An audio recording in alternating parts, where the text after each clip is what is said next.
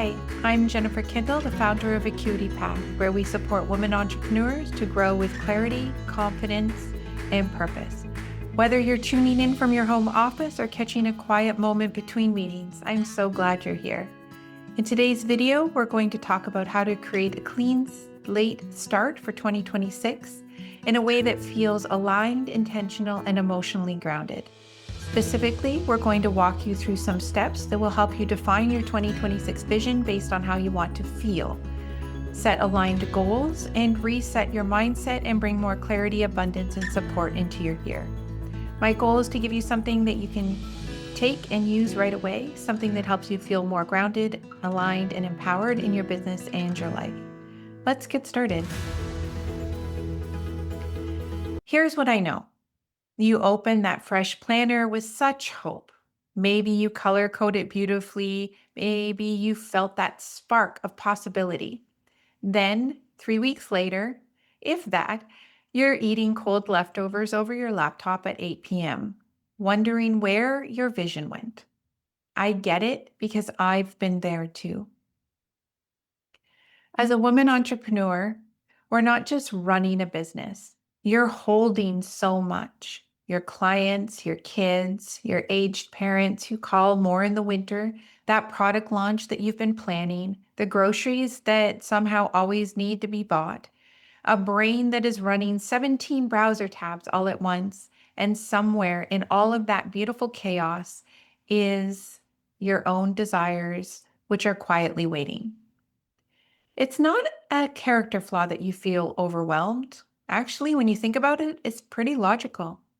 So here's what I want you to know. You deserve a year where your vision, your mindset, and your calendar and your bank account actually work together and not against each other. This is not a pipe dream. It's just clarity meeting intention. This isn't another productivity hack article or video. This is a grounded path to creating a 2026 that feels aligned, achievable, and deeply nourishing. Exactly what you need right now. Let's start by defining your 2026 vision. Do this before we start talking about goals or milestones or systems. I want to invite you to just pause, to stop thinking about numbers and achievements just for a moment, and instead tune into something that rarely gets the spotlight: how you want 2026 to feel. Most of us approach planning in a way in which we write down revenue targets and habit stacks and visibility strategies. And yes, all of those matter. But what we're really chasing when we write those down is a feeling. Perhaps it's freedom, spaciousness, confidence, stability, pride. Whatever the feeling is, you're chasing that and trying to set goals to achieve that feeling. The problem is that we often sacrifice internal peace for external wins. We grind for those milestones that we set and then wonder why at the end of the year we either didn't achieve it all because we weren't chasing the right thing, or we don't feel the way we wanted to feel. When you make your feelings the foundation, things start to shift. You get clearer, you get honest, and you start choosing goals that will actually honor the life that you want, not the life you think you should want. So try this exercise. Imagine it's December 31st, 2026, and you're reflecting back over the year.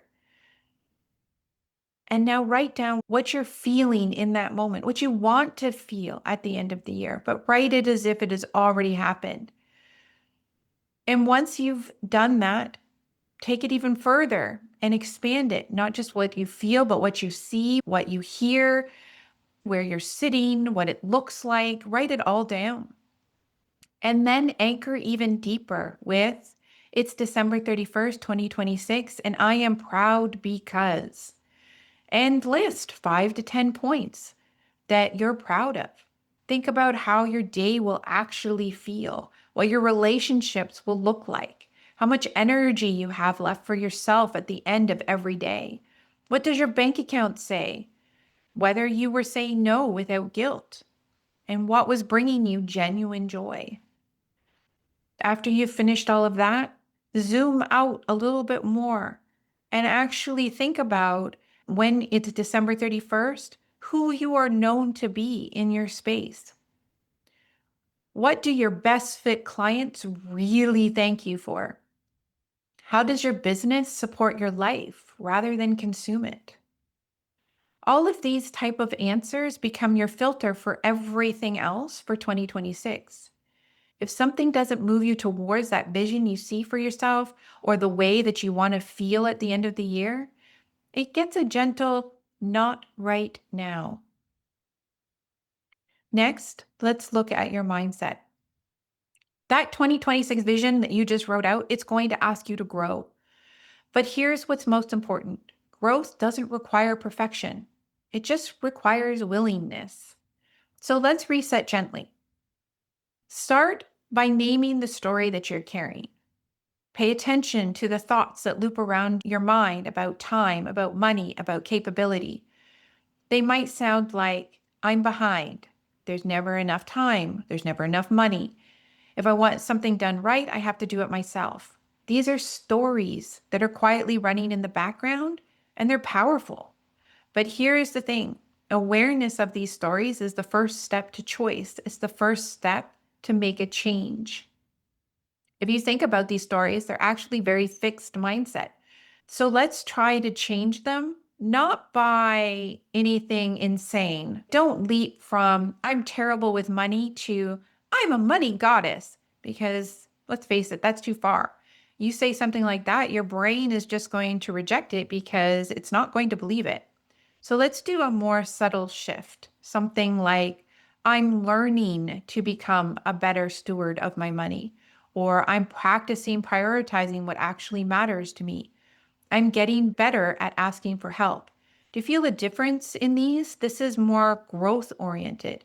It doesn't require you to be perfect. It's just asking you to grow. These small emotional upgrades compound over time to massive shifts. Your nervous system can believe in that small upgrade, that switch to growth. And that's where the change happens. Next, make one future you choice a day. So before you decide something, whether it's taking on a new client, saying yes to a commitment, staying late to fix something, why don't you pause and ask yourself every day and say, what would my 2026 self choose here? Then do that. Show up in that way in your schedule, your boundaries, in your pricing, in your follow up.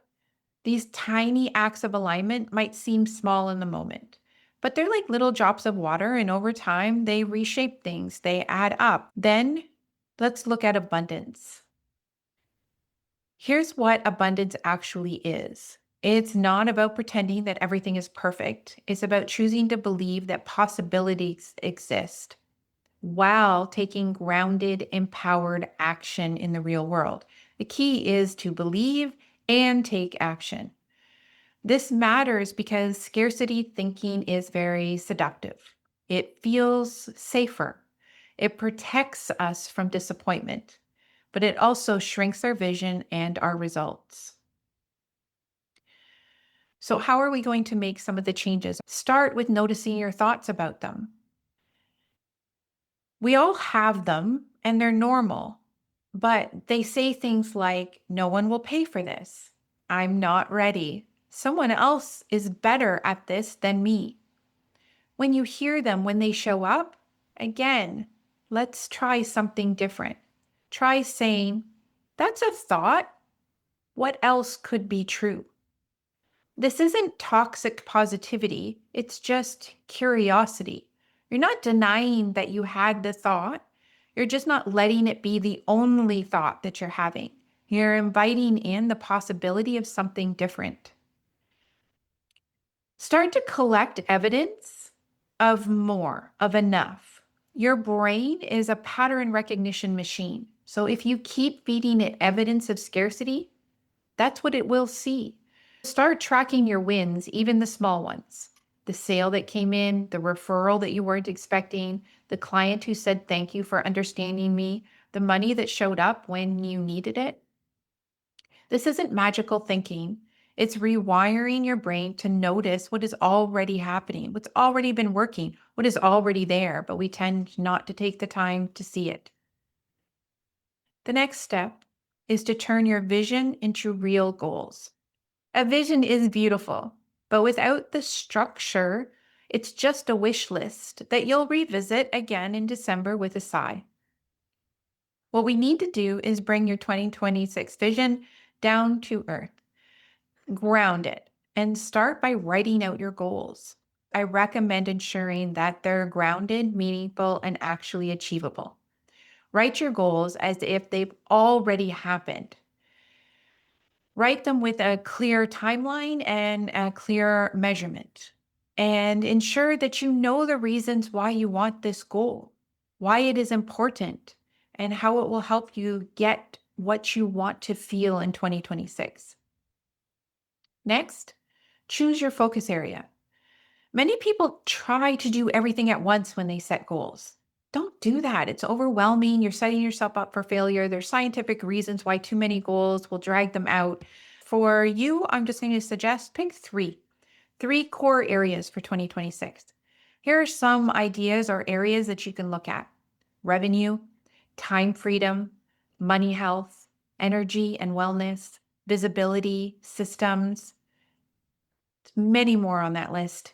You know what your business needs, what you need to create that feeling that you envision for yourself, but create one goal for those three focus areas. That's it, one for one. And if you want to do less, do less. Three's max, and then break it down. What do you need in order to achieve it by the end of the year in each quarter? Then for each quarter, create the monthly focus for that smaller piece.